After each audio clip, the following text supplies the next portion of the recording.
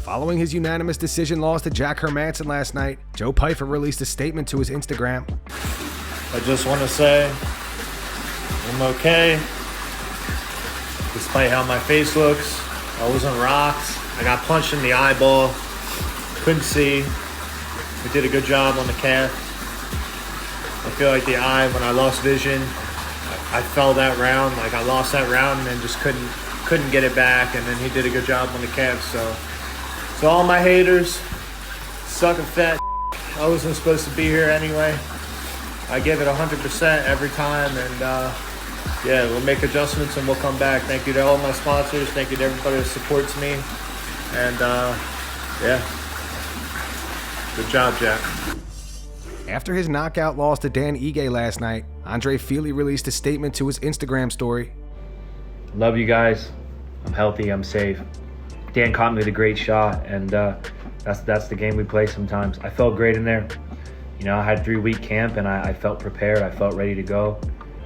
Shout out to Dan. Congrats on his new baby, and I got a lot of love for that guy. I love everybody who supports me, and we'll be back better. They can never break us. Outcast underdogs. Highway boys never die, baby. I'll be right back. And if he supported me, just know I really love you.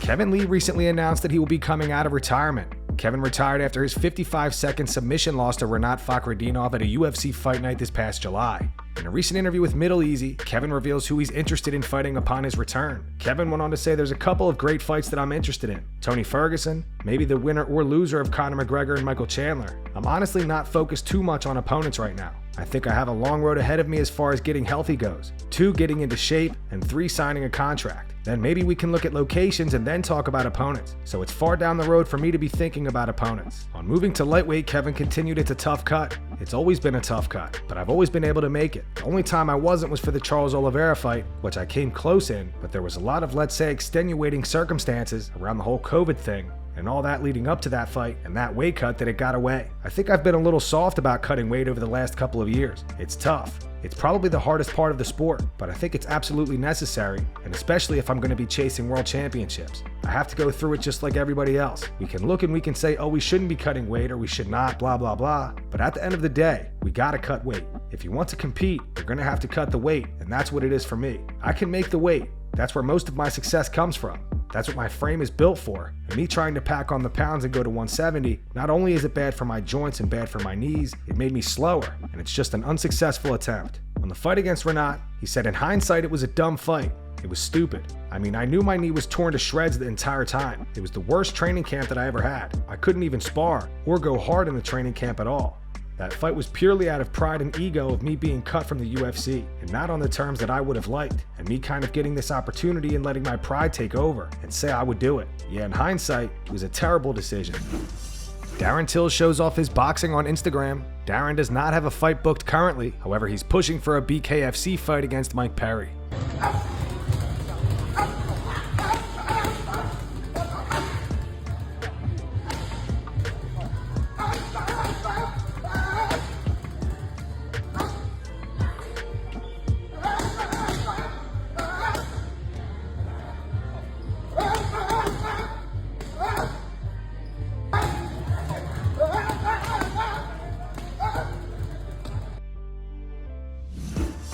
Sean Strickland reposted the footage of him sparring Sneeko to his Instagram today. Sean says he hates influencers. In the caption he wrote, I absolutely hate influencers. Cancer on society, but I feel like there is a small part of this man seeking redemption.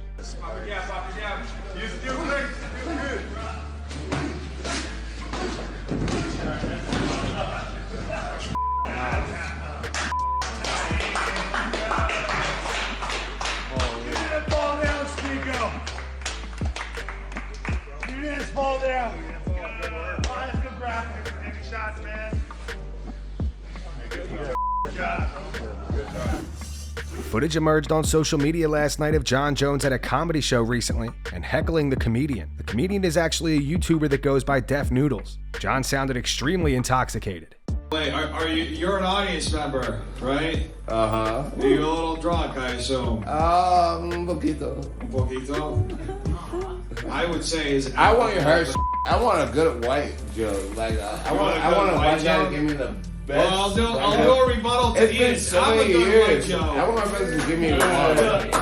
Hey. Good. Give it to him. Hey. Give it to him for a good black joke. How did you actually stumble upon this place? Are you just blackout drunk? Well, my kitty over here was just the resource of everything. That's awesome. Are you sure this is alcohol or is it? Are we?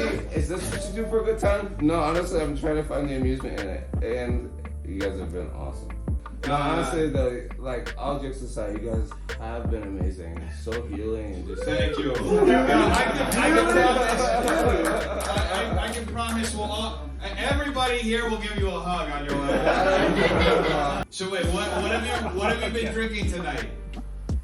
Oh, it's just myself. That is myself is the only answer. That's I'm a whole goal. Speaking of Jon recently responded to Tom Aspinall. Earlier this week, footage was going around of Jon tackling a rugby player.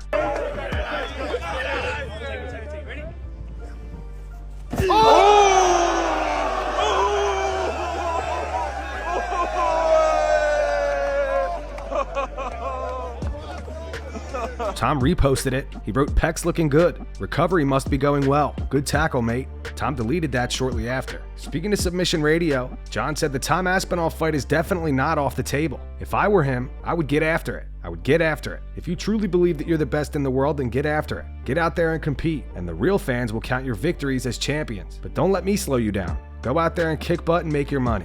And that's going to wrap it up for the news. Thanks for watching. For daily MMA news and content, subscribe to Full Mount MMA and click the bell icon to be notified when we post videos. Here are the 3 top comments from last video. These comments are in reference to Sean Strickland beating up Sneeko in a sparring match, and then Bilal Muhammad saying that Sean had pillow hands because he couldn't drop Sneeko. The first one's from Nate Marks. It says Strickland met Trump, fought Sneeko, insulted MGK to his face, and challenged Jake Paul to a fight all in 1 week. The second one's from Zach H420. It says Bilal calling Strickland pillow hands is hilarious. Outside of Sean Brady, Bilal hasn't finished anyone with strikes since 2016. And the final one's from Chris Dank 741. It says Bilal 0 knockdowns ever Muhammad. Saying anyone has pillow hands is crazy. Those were the 3 top comments from last video. If you want to be featured in the next one, all you have to do is comment down below. And if you missed yesterday's news, click the video on screen right now to get caught up.